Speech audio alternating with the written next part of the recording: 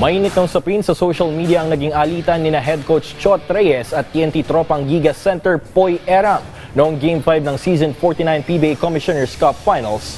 Matapos silang ipuwersa ang do-or-die Game 7 kontra Barangay Ginebra San Miguel noong Miyerkules. Nagkaayos na nga ba ang player and coach duo? Yan ang aalamin natin sa ulat ni Rafael Bandayrel. Magkakapatid nga, magkakapamilya nga, nagsisigawan at nag-aaway, di ba? But that doesn't mean that they're going to break up as a family, right? Yan ang naging tugon ni TNT Tropang Giga head coach Chot Reyes sa mga nagtatanong kung nagkaayos na nga ba sila ni Poy Eram kasunod ng kanilang girian noong Game 5 ng PBA Finals. Kitang-kita na mainit ang naging palitan ng mga salita ni na Coach Chot at Poy habang nasa huddle ng TNT. Pero ngayong malamig na ang kanilang mga ulo matapos matagumpay na maipuwersa ang Game 7 noong Miyerkules. Mataas na papuri ang natanggap ng dating Gilas Pilipinas big man mula sa kanyang mentor. Lalo na dahil malaking bagay ang 10 puntos na ginawa niya sa 4th quarter ng laro upang selyuhan ang tagumpay para sa tropa. We just told Poy to focus on shutting off the noise. Yun ang importante sa kanya. Wala ka namang sasabi. I told him, of all of our players in this series, he was the one with the highest plus-minus in the effort charts. Pinakamataas si Poy. So, but we need him on the floor.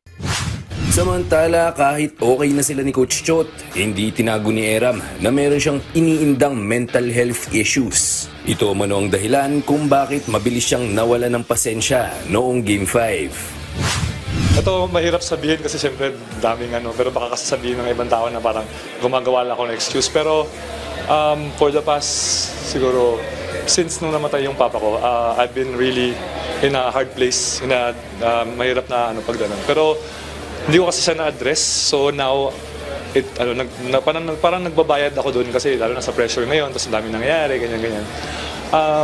Pero yun nga, nag-apologize ako for being a distraction. I didn't say, hindi ako nagsabi ng sobra, sinabi ko lang I apologize. And I'm seeking help.